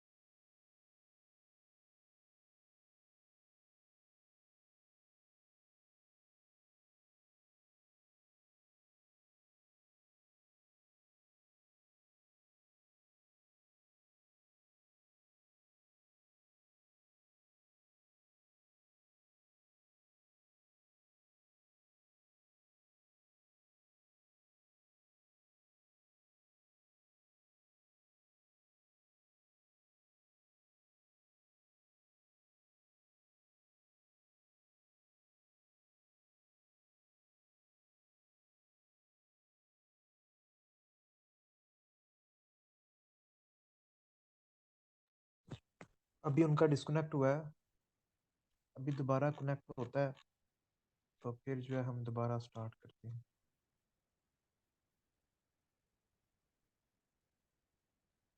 तो कैसा चल रहा है सेशन? कनेक्ट हो गया है? चलें जी, अब दोबारा कोशिश करते हैं। काफ़ी लोग तो निकल गए हैं। अच्छा, मैं आपको ये दिखाना चाह रहा था कि आप पोजीशंस जो है ना वो कहाँ से देख सकते हैं।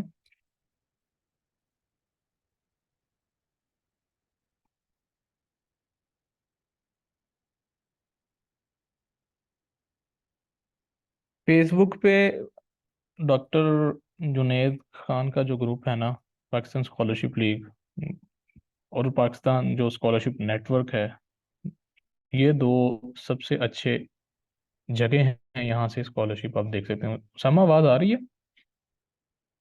जी आवाज़ आ रही है। ठीक है। तो अच्छा, अच्छा, ये ग्रुप है। ये सब लोग इस ग्रुप को लाजमी तौर पे ज्वाइन करें। ठीक है, इस ग्रुप में आपने डॉक्टर फैसल रसूल हैं, ये देखें। अब ये तंजील सुल्तान ने किया हुआ है 12 मैरिकरी पीएचडीज इन टर्की, तो ये आप कर सकते हैं। देखें, यहाँ पे डॉक्टर फैसल रसूल हैं, वो फैसल रसूल, ठीक है। तो इन्होंने भी पीएचडी इटली से की है। ये पीएचडी इटली पे करते हैं। हैशटैग आप इस पे क्लिक करेंगे, अभी रिसेंटली कैलगरी में पोजीशंस आई हुई हैं और ये यहाँ पे करते हैं। ठीक है, तो आपने इनकी यहाँ से चेक करके लाजमी तौर पे इनको देखना है। और स्कॉलरशिप नेटवर्क है एक दूसरा ग्रुप, ये लाजमी तौर पे आप ज्वाइन करें। यहाँ से आपको रेनफॉल के नाम से आपने पोजीशंस देखनी है। रेनफॉल या रेनफॉल इटली लिख लें। ठीक है, तो इन्होंने भी स्टार्ट कर दी है, वर्जन 2 आ गया है, ये वो कार्रवाई करते हैं। ठीक है, तो यहाँ से भी आप देखना शुरू करें।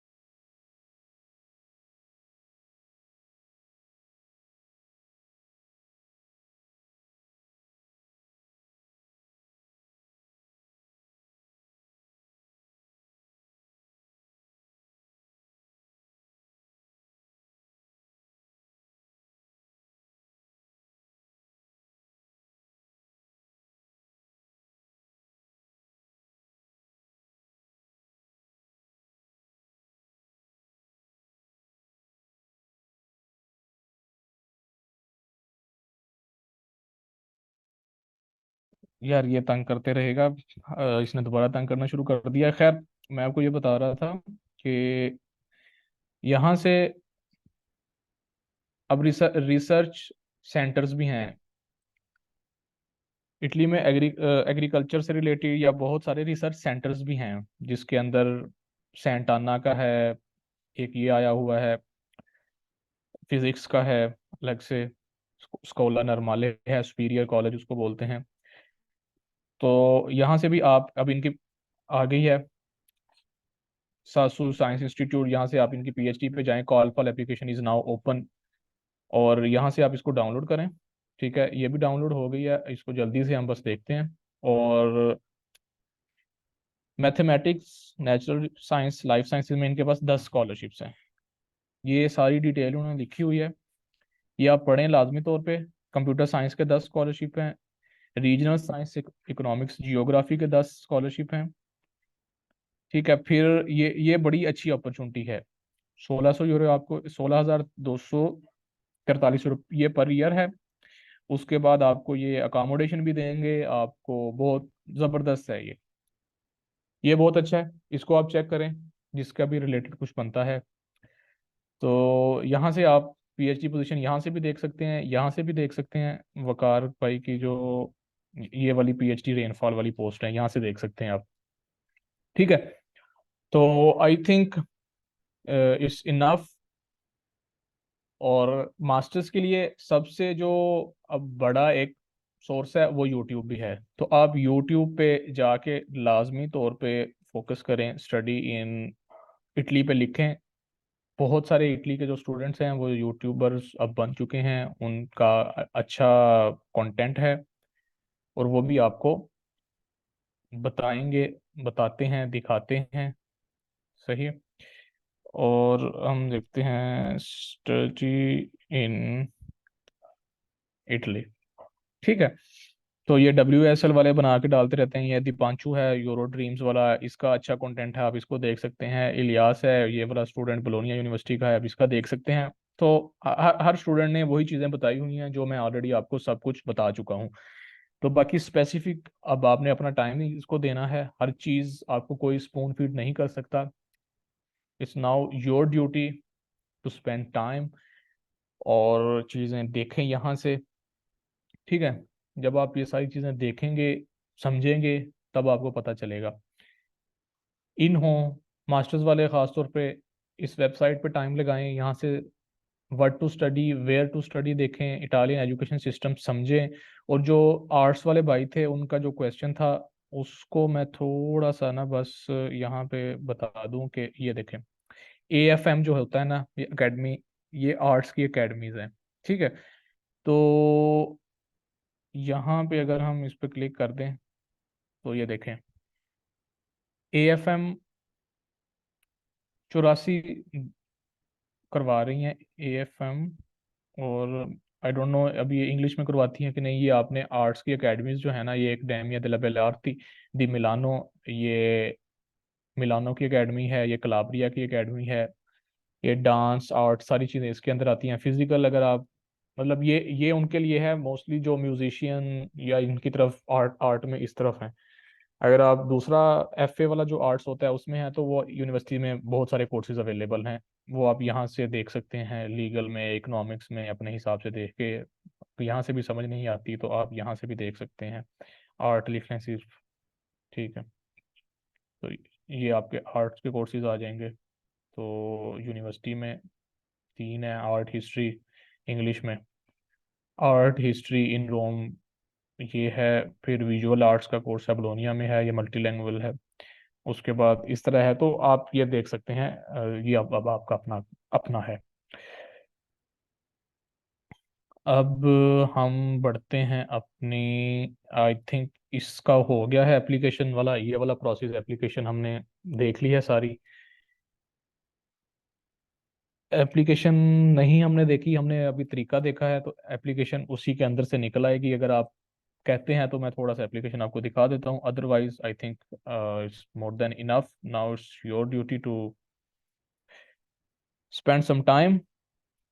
CV है, CV के अंदर आपको पता ही है क्या क्या चीज़ें होनी चाहिए, education, experience, extra curricular, reference.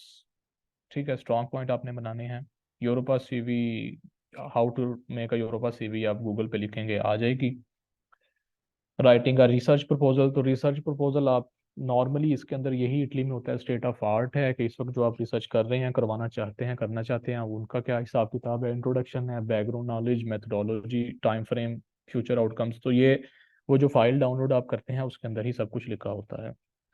Then जो इम्पोर्टेंट चीज़ें हैं जो आपकी रिसर्च प्रपोजल को इवेलुएशन होती है, वो इन बेसिस पे होती है कि उसके अंदर कोई आप नई चीज़, नोवेल्टी ऐड कर रहे हैं, रेलिवेंसी कितनी है। ये नहीं है कि इकोनॉमिक्स वाले वो उठ के अप्लाई कर रहे हैं इंजीनियरिंग में तो वो कोई रेलिवेंसी नहीं बन रही, फ्लेक्सिबिलिटी कितनी है। ठीक है, तो ये सिर्फ और सिर्फ आपका एडमिशन प्रोसेस तक ही होता है रिसर्च प्रपोजल। नॉर्मली आप PhD उस पर नहीं करते जो आप रिसर्च प्रपोजल देते हो, PhD आपने उसी पे करनी है जो प्रोफेसर चाहेगा। ओके, अब आई थिंक सब कुछ हो गया है। ओवरव्यू यूनिवर्सिटीज़ का हो गया, ओवरव्यू स्कॉलरशिप का हो गया, admission requirements, documentation, university select कैसे करनी है, डिज़ायर फील्ड यूनिवर्सिटी इटली से करना है, एडमिशन रिक्वायरमेंट्स, सारी चीज़ें। How to read call for application तो वो आपने देख लें। कॉल फॉर एप्लीकेशन एक मेरे पास पड़ी हुई थी, अगर आप कहते हो तो मैं क्विकली उसको आपको शो कर देता हूँ। बाकी I think everything is shared and discussed.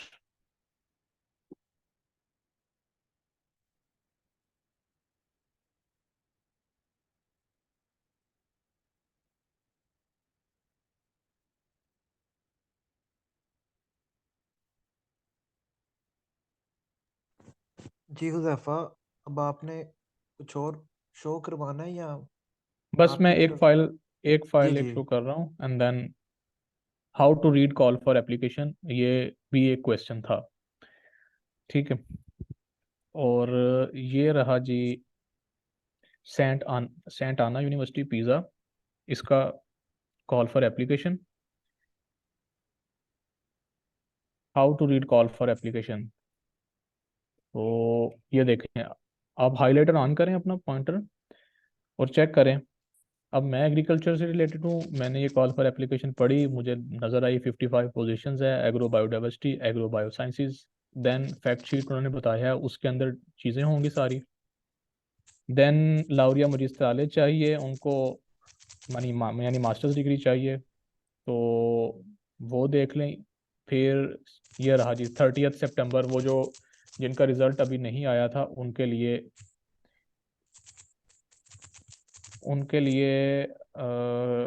ये है 30 सितंबर तक होना चाहिए आपके पास।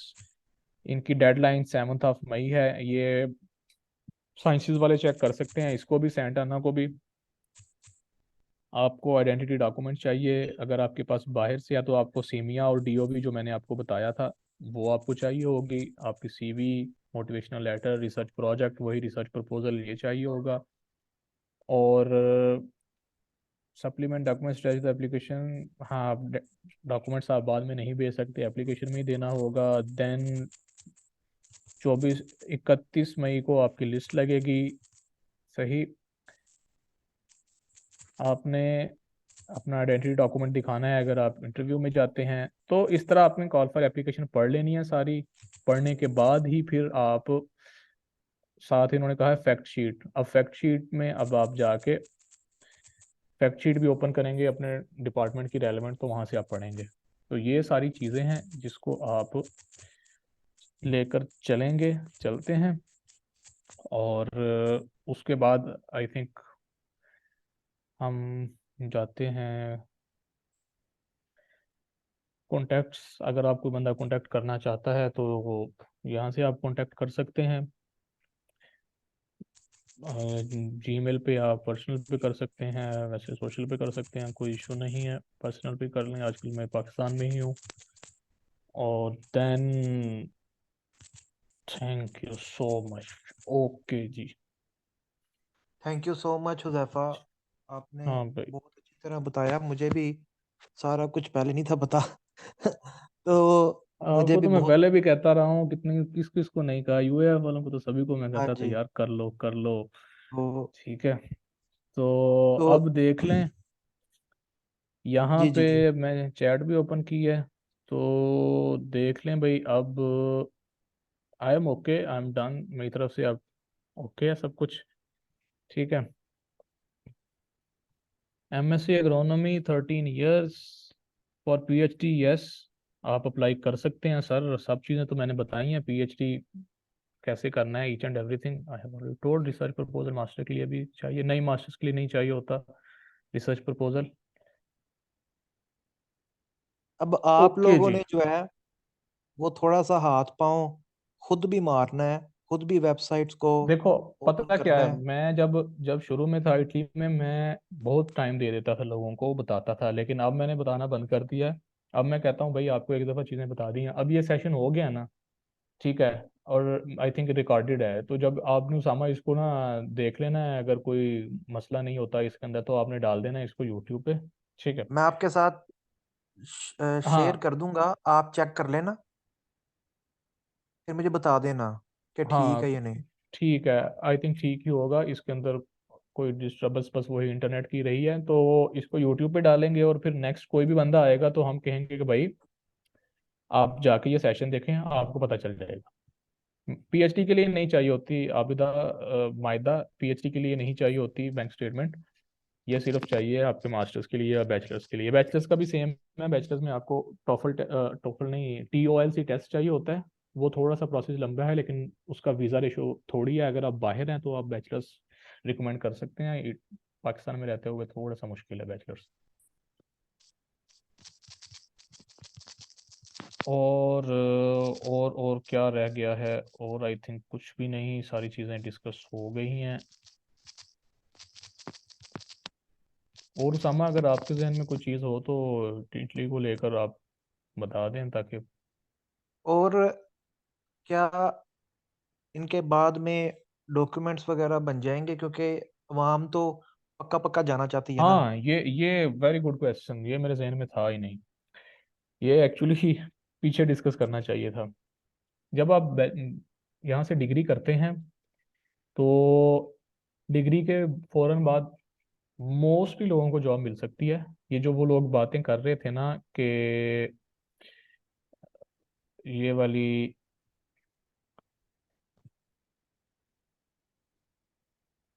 कौन सी बात मेरे जहन में से निकल गई है, सॉरी।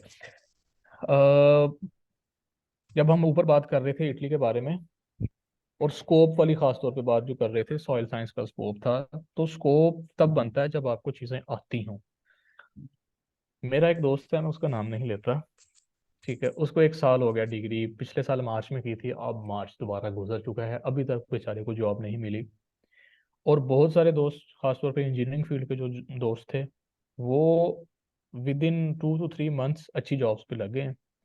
डॉक्यूमेंट्स आपके बन जाते हैं, बंदा वो ना निकालते हैं। जब आप एक दफ़ा चले जाएं, इटली में बिल्कुल भी नहीं निकालते आपका। ना करते हुए भी जो मास्टर्स है ना, वो 2.5 से 3 साल में चला जाता है, 2.5 साल में चला जाता है ना करते हुए भी। उसके बाद जॉब शॉप ढूंढते हैं आप, 3 साल हो जाते हैं। जॉब आपने 2 साल करनी है, 2 साल जॉब आप करते हैं तो आपकी PR हो जाती है।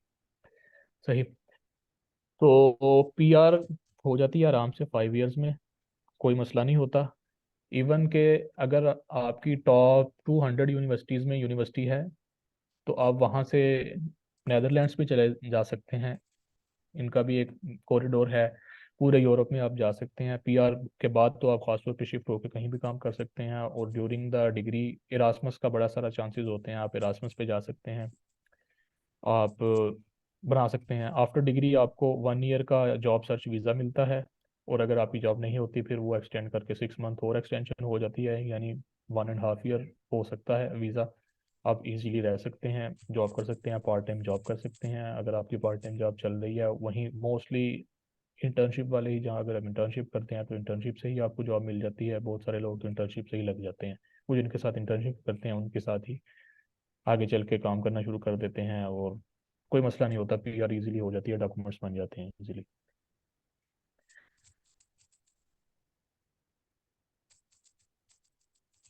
लो जी, अब आई थिंक अब हमें बढ़ना चाहिए। अब लोग रह गए हैं सारे 27-28। Thank you so much all of you, आपने बर्दाश्त किया आपने। आई नहीं होप नहीं, कि आप, आपको मेरा कुछ ना कुछ ये समझ ही सेशन लगी होगी बहुत चीज़ों। अच्छा रहा। ये सेशन बहुत ही अच्छा रहा। और आपने बिल्कुल डिटेल से एक एक चीज़ बताई। देखें, मैं आप लोगों के साथ एक बात करता चलूं कि आप लोग जब कोई चीज़ तहैया कर लेते हैं ना कि मैंने ये काम करना है और मैंने ये करना ही करना है, तो अल्लाह ताला की ज़ात जो है ना, वो आपके लिए आसानियाँ पैदा कर देती है। ठीक है, कोई ना कोई रास्ता निकल आता है। ठीक है, कोई ना कोई रास्ता जो है वो आपको नज़र आ जाता है। ठीक है, तो आप लोग हिम्मत करें, इरादा करें और ट्राई करें।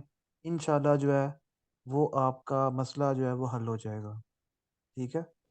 हाँ, एक और चीज़ मैं बता दूं, जिनके पासपोर्ट नहीं बने हुए वो as soon as possible passport अपने बनवाएं, जिन्होंने बाहर अप्लाई करना है। आजकल बहुत जलील कर रहे हैं पासपोर्ट्स के लिए, इधर लोगों को 3-3 महीने हो गए हैं।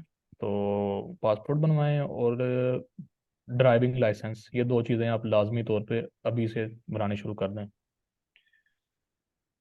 हाँ जी, ड्राइविंग लाइसेंस का तो बहुत इशू है, वो बहुत ही मसला है, वरना आपको वहाँ पे साइकिल चलानी पड़ेगी। बिल्कुल। अभी भी मेरा एक मैं अभी दोस्त है। आया हूँ, मैं ड्राइविंग लाइसेंस कर रहा हूँ। मैंने लंबी छुट्टी इसीलिए ली थी कि मैं इनका लाइसेंस लेके जाऊँगा। अब मैं यहाँ से सही लाइसेंस लेके सही। जाऊँगा। पिछली दफ़ा बड़ी गलती अब तो हुई लाइसेंस लाइसेंस भी लेने में। मुश्किल हो गया, मसला ये है कि भाई बड़ी दफ़ा मुश्किल हो गया है, ऑनलाइन हो अब गया सब लाइसेंस कुछ तो मुश्किल वो, हो गया है। ऑनलाइन हो गया सब कुछ तो वो अब जो है ना, सलाम दुआ वाला काम भी नहीं रहा। तो खैर, कोई मसला नहीं है, वो भी वक्त के साथ साथ हो जाएगा। अभी देखें, मैंने सब कुछ बता दिया है। And still I got a question, apply procedure same है for masters and PhD? Yes, same ही है। कुछ स्टूडेंट्स सैयद नवीद लेट आए हैं। सैयद नवीद कमर का मुझे मैसेज आया डायरेक्ट भाई। क्यूरीज ऊपर, अब वो पता नहीं कहाँ ऊपर चढ़ गई हैं ऊपर। आप ये यहाँ पे इनकी इनकी क्यूरी मैसेज मैं कर बताता हूँ। लीजिएगा, मैसेज कर लीजिएगा मुझे आई हैव व्हाट्सएप पे। Applied at university of Perugia in agriculture, food, environmental sciences and biotechnology PhD course on March 25 2024. I have paid the €20 fee also, but I didn't hmm. find the proper link where I हैं? find the ranking list. वो कह रहे हैं कि मुझे कोई नहीं नहीं, प्रॉपर लिंक ही नहीं मिला। रैंकिंग, सर देखें, आपने कॉल ऑफ एप्लीकेशन नहीं प्रॉपर तरीके से पढ़ी, और कॉल ऑफ एप्लीकेशन के बाद आपने अपने डिपार्टमेंट की, जिस डिपार्टमेंट में अप्लाई किया उस डिपार्टमेंट की फैक्ट शीट नहीं पढ़ी आपने। उस डिपार्टमेंट की कॉल ऑफ एप्लीकेशन नहीं पढ़ी। जिस तरह हमने जब ब्लोनिया का मैं दिखा रहा था, तो मैंने ब्लोनिया की कॉल ऑफ एप्लीकेशन डाउनलोड ही नहीं की, वो आपने खुद करनी है। मैंने डिपार्टमेंट ऑफ इकोनॉमिक्स की कॉल ऑफ एप्लीकेशन डाउनलोड किया ताकि आप वहां से खुद पढ़ सकें, वहां से आपको दिखाया है। तो वहाँ सब कुछ लिखा होगा, आप दोनों पढ़ें, डिपार्टमेंट की भी पढ़ें और यूनिवर्सिटी की भी पढ़ें। तो आई होप आपको मिल जाएगी। ऐसा नहीं हो सकता कि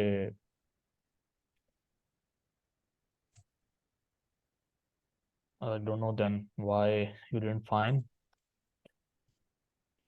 और क्या रह एक गया एक था? आखिरी बड़ा लंबा चौड़ा सवाल आया था निमरा मुश्ताक का। उन्होंने हम्म। एमफिल जोलॉजी किया हुआ है सर मैंने, और अब पीएचडी के लिए मेरी राइट नाउ कोई पब्लिकेशन नहीं है।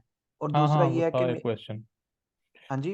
अच्छा, ठीक है। दूसरा ये कि मेरी रिसर्च में जो माइक्रोबायोलॉजी फार्माकोलॉजी, तो अब मैं माइक्रोबायोलॉजी की अप्लाई करूंगी।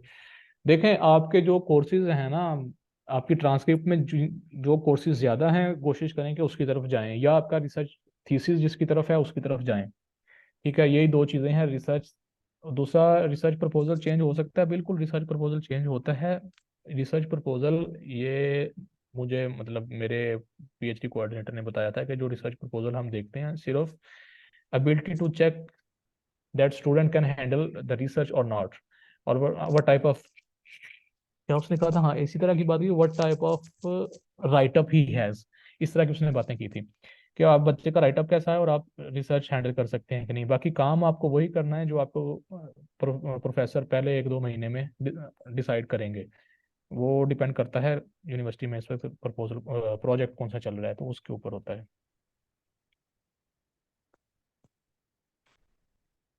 और कोई हो। आपने, एक और चीज़ मैं आपको बता दूं, पीएचडी के लिए खास तौर पे जो लोग हैं, आपको मल्टीपल रिसर्च प्रपोजल लिखने पड़ेंगे, एटलीस्ट मे बी 5, और आपको 10-20 यूनिवर्सिटीज़ में कम से कम अप्लाई करना पड़ेगा, फिर जाके कहीं बनेगा। क्योंकि आपका इस वक्त पिछले 2-3 सालों से ये सिचुएशन है कि आपका जो वो होगा ना, मुकाबला होगा, वो इटालियन के साथ नहीं होगा, वो पाकिस्तानियों के साथ ही होगा। इतने पाकिस्तानी एप्लीकेशन करते हैं। और एग्रीकल्चर में तो खास तौर पे यूएएफ वर्सेस यूएएफ होगा। तो ये ख्याल करना है आप सब लोगों ने।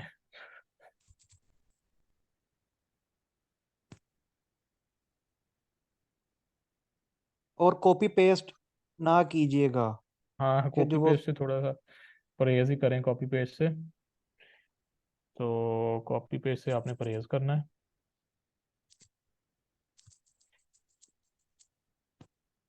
Thank you so much Uzaifa. Uzaifa को कोई मैं मसला नहीं। पहले सेमेस्टर से जानता हूँ, और हमारा सेक्शन अलग-अलग था, लेकिन हम बहुत से हवालों से एक दूसरे को जानते थे। और खास क्रिकेट खास तौर पे क्रिकेट खास तौर पे क्रिकेट और एक्स्ट्रा करिकुलम। Extra curricular. तो हुज़ैफ़ा जो था हमारे बैच का क्रिकेटर था। और मैं टीचर का नाम नहीं लूँगा, ठीक है? उनकी गाड़ी की डिक्की पे हज़ाफ़ा ने ये बात नहीं मुझे बताई, और बैचमेट्स ने बात बताई कि सर की गाड़ी की डिक्की में बैट पड़ा होता था, जिधर हज़ाफ़ा मिल जाता था, उधर ही क्रिकेट स्टार्ट हो जाती थी। सर एक बैट नहीं है, एट ए टाइम 20-20 बैट्स भी हमने देखे हैं, 15-15 बैट्स भी देखे हैं उस डीकी में। हाँ जी, और वो हुज़ैफ़ा के साथ इतनी यारी थी सिर्फ़ क्रिकेट की वज़ह से। और अभी भी है, अभी भी हम यूएफ में थे, उसामा भी मिला था मुझे यूएफ में, कितनी दफ़ा तो हमारी मुलाकात हुई है। हाँ जी। तो मैं यूएफ में, मुझे सबसे पहले वही मिले थे अब भी। अच्छा, अच्छा। Thank you so much. अच्छा, ये कौन से भाई हैं, सैयद नवीद कमर मुझे कह रहे हैं कि इन टीम एग्रीरिंग society UF, thank you so much, we have worked. I don't remember यार नवीद कमर, सॉरी अगर मैं आपका देख लूं, कोई आपने इधर फोटो शोटो लगाई हो। खैर, उस अच्छा, वक्त लोग एक और इतने थे। चीज़ हुज़ैफ़ा, आपकी हम्म। आवाज़ की भी तारीफ़ की मोहम्मद फैज़ान यहाँ पे थे। वो कह रहे थे आपकी आवाज़ बड़ी प्यारी है। तो मैं आप लोगों को ये भी बताना चाहूँगा कि हुज़ैफ़ा एग्रीकल्चर यूनिवर्सिटी के बहुत से जो इवेंट्स होते थे, उनमें तिलावत हुज़ैफ़ा किया करते थे। और और इवेंट की होस्टिंग भी, मैं बहुत हाँ, सारे इवेंट जो है ना होस्ट भी किए हैं, बिल्कुल। आई मीन वो जो एज ए स्टेज सेक्रेटरी। इस दफा एज़ तो अ मैं स्टेज उनको कह सेक रहा था, इस दफा तो जो ये हो रहा था लिटरेचर फेस्टिवल हुआ है लालपुर, तो उनको मैं बता रहा था, मैंने कहा तीन तो मैंने आप लोगों के हैंडल किए हैं, 2016, 17, 18 वाले। तो मुझे पूछते थे, मुझे ना किरात वाले पूछ रहे थे कि आप जो हैं वो सीनियर हैं, ये वो है। मैंने कहा कि भाई मैं जो हूँ ना बहुत पहले ये काम करके निकला हूँ। बहुत कुछ हूँ मैं। तो खैर, हाँ ये सारी चीज़ें हो गई हैं। समा आई थिंक अब 11 बज गए हैं, तो आई वाज हाँ जी, थैंक यू एक्सपेक्टिंग कि सो हम मच 10:30 बजे हुज़ैफ़ा, तक फ्री हो जाएंगे। सॉरी इतना तो लेट आप हो गया। सबका शुक्रिया जो अब तक यहाँ मौजूद रहे, 25 लोग। और मेरी तरफ से थोड़ी माजरत कि इंटरनेट कनेक्शन ख़राब होता रहा। ठीक है। ओके, अल्लाह हाफ़िज़। तो ठीक है Usama, it's now it's up to you, stage is again. Thank you so much Huzaifa. आया। ओके एवरीवन, फिर इस सेशन को मैं खुराफराना कंक्लूड ख़राब करता करना हूँ। शुरू कर दिया इसने। और गूगल लाइसियम ने एक फॉरेन स्कॉलरशिप्स का कम्युनिटी क्रिएट की हुई है, जहाँ पे जितनी भी स्कॉलरशिप्स आती रहती हैं, तो कोशिश की जाती है कि उनके जो लिंक्स वगैरह आपके साथ शेयर किए जाएं। तो अगर कोई बच्चा उस कम्युनिटी के अंदर ऐड नहीं है, तो वो हमारे व्हाट्सएप नंबर पे कांटेक्ट करके उस कम्युनिटी को ज्वाइन कर ले। मैं स्क्रीन के ऊपर भी जो है वो नंबर शो कर देता हूँ। 1 मिनट रुकिएगा, मैं ज़रा स्क्रीन के ऊपर भी वो नंबर शो कर देता हूँ, ताकि आप लोग जो है वो उसको ज्वाइन कर लें।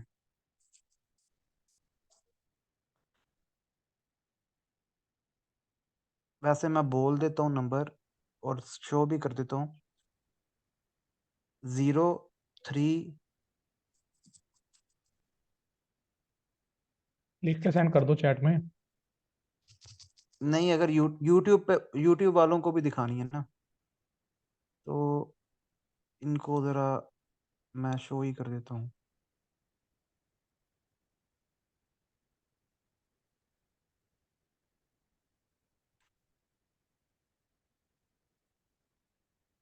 तो गूगल लाइसिम का व्हाट्सएप नंबर, तो आप लोग अपना नाम, अपनी डिग्री लिख के मैसेज करें।